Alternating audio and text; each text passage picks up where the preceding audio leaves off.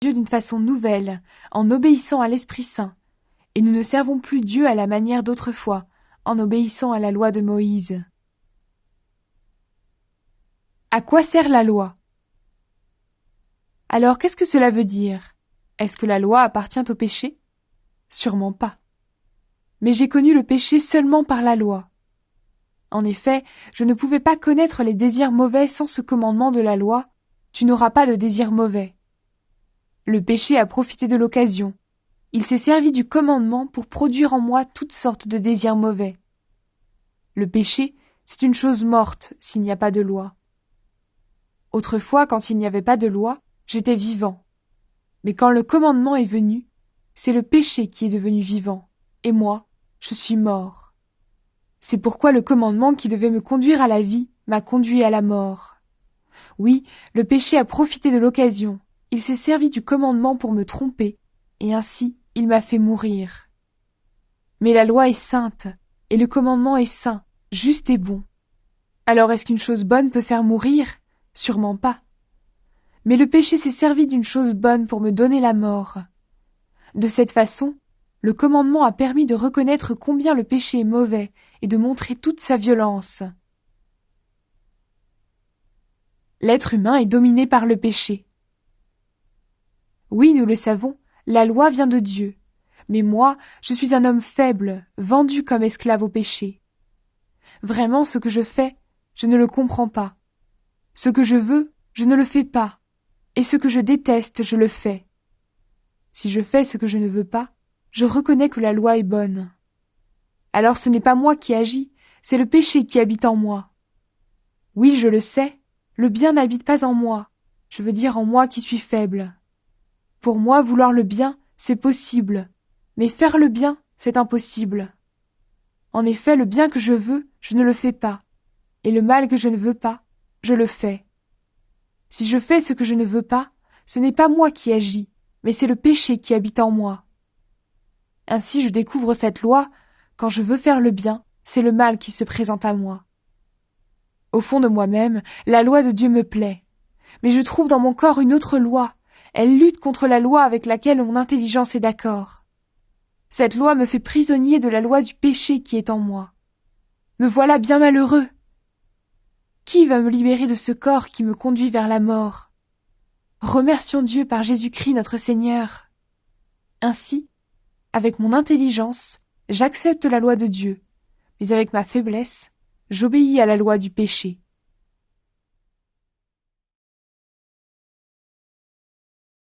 L'Esprit de Dieu rend libre. Maintenant, ceux qui sont unis au Christ Jésus ne peuvent plus être condamnés.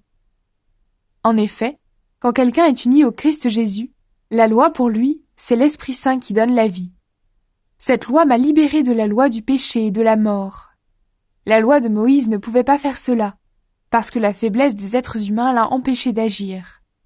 Mais Dieu a pu le faire. Il a envoyé son Fils dans un corps semblable à celui des pécheurs pour les libérer du péché.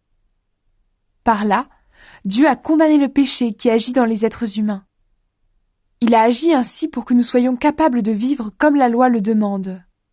Ainsi, ce n'est plus une façon de voir humaine qui nous dirige, c'est l'Esprit Saint. En effet, ceux qui suivent leur façon de voir obéissent à leurs désirs humains, mais ceux qui suivent l'Esprit Saint obéissent à ce que l'Esprit désire. Quand quelqu'un suit ses désirs humains, il va vers la mort. Quand quelqu'un suit l'Esprit Saint, il va vers la vie et vers la paix. Oui, les désirs humains sont ennemis de Dieu. Ils n'obéissent pas à la loi de Dieu. Pour eux, c'est même impossible. Et ceux qui suivent ces désirs ne peuvent pas plaire à Dieu. Or vous ne suivez plus ces désirs. Vous suivez l'Esprit de Dieu parce qu'il habite en vous. Si quelqu'un n'a pas l'Esprit du Christ, il n'appartient pas au Christ. Mais le Christ est en vous. Bien sûr, votre corps va mourir à cause du péché. Mais puisque vous avez été rendus justes, l'Esprit Saint vous donne la vie. Dieu a réveillé Jésus de la mort. Si l'Esprit de Dieu habite en vous, ce Dieu qui a réveillé le Christ de la mort donnera la vie par son esprit à vos corps qui doivent mourir. C'est pourquoi, frères et sœurs, nous avons une dette. Ce n'est pas envers nos désirs humains que nous avons une dette. Nous ne devons pas vivre comme ils le demandent.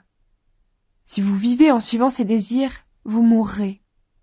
Au contraire, si avec l'aide de l'Esprit Saint vous faites disparaître vos façons de faire égoïstes, vous vivrez. En effet, tous ceux que l'Esprit de Dieu conduit sont enfants de Dieu. Et l'Esprit que vous avez reçu ne fait pas de vous des esclaves qui ont encore peur, mais il fait de vous des enfants de Dieu. Et par cet Esprit, nous crions vers Dieu en lui disant « Abba, Père !» L'Esprit Saint lui-même nous donne ce témoignage. Nous sommes enfants de Dieu. Alors si nous sommes enfants de Dieu, nous recevrons en partage les biens promis par Dieu à son peuple. Et ces biens, nous les recevrons avec le Christ. Oui, si nous participons à ses souffrances, nous participerons aussi à sa gloire. Dieu veut faire participer les êtres humains à sa gloire. Comparons les souffrances d'aujourd'hui avec la gloire que Dieu nous montrera clairement plus tard. À mon avis, elles sont peu de choses. Oui, le monde créé par Dieu attend avec impatience le moment où Dieu montrera la gloire de ses enfants. Ce monde est tombé sous le pouvoir de forces qui n'ont aucune valeur. Ce n'est pas lui qui a voulu cela, mais c'est Dieu qui l'a mis sous ce pouvoir. Pourtant, il y a encore de l'espoir pour ce monde. Lui aussi, il sera libéré des forces qui le détruisent et qui le rendent esclave. Alors il participera à la liberté et à la gloire des enfants de Dieu. Nous le savons, tout le monde créé gémit et souffre encore maintenant comme une femme qui accouche. Mais il n'est pas le seul. Nous aussi, nous gémissons dans notre cœur en attendant d'être vraiment enfants de Dieu et de devenir complètement libres. Pourtant, nous avons déjà reçu l'Esprit Saint comme première part des dons que Dieu a promis.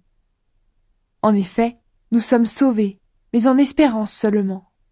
Quand on voit ce qu'on espère, on n'appelle plus cela espérer. Les choses qu'on voit, est-ce qu'on peut encore les espérer? Espérer ce que nous ne voyons pas, c'est l'attendre avec beaucoup de patience. De plus, l'Esprit Saint aussi vient nous aider, nous qui sommes faibles. Nous ne savons pas prier comme il faut. Alors l'Esprit Saint lui-même prie pour nous, avec des gémissements que la bouche ne peut pas redire. Mais Dieu voit le fond des cœurs. Il sait ce que l'Esprit veut demander. Oui, l'Esprit Saint prie comme Dieu le veut pour ceux qui lui appartiennent. Nous savons encore une chose. Dieu fait tout pour le bien de ceux qui ont de l'amour pour lui. Ceux-là, il les a appelés selon son projet. En effet, ce que Dieu a choisi d'avance, il a aussi décidé d'avance de les faire ressembler à son Fils. Ainsi, son Fils sera l'aîné d'une grande famille. Ceux que Dieu a choisis d'avance, il les a aussi appelés.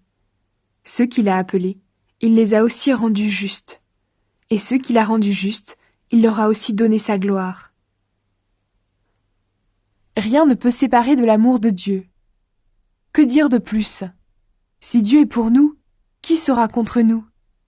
Même à son Fils, Dieu n'a pas évité la souffrance, mais il l'a livré pour nous tous.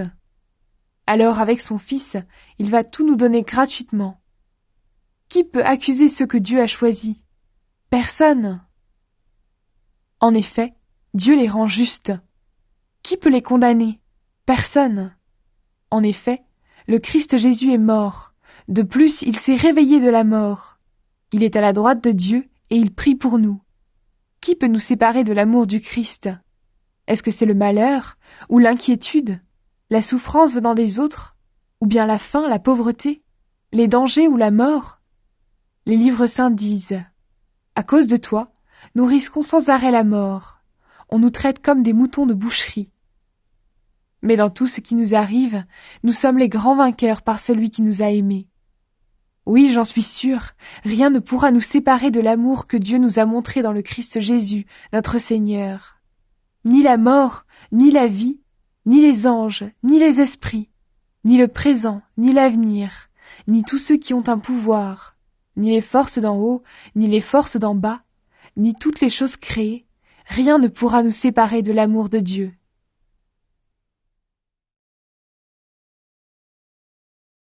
Dieu a choisi le peuple d'Israël.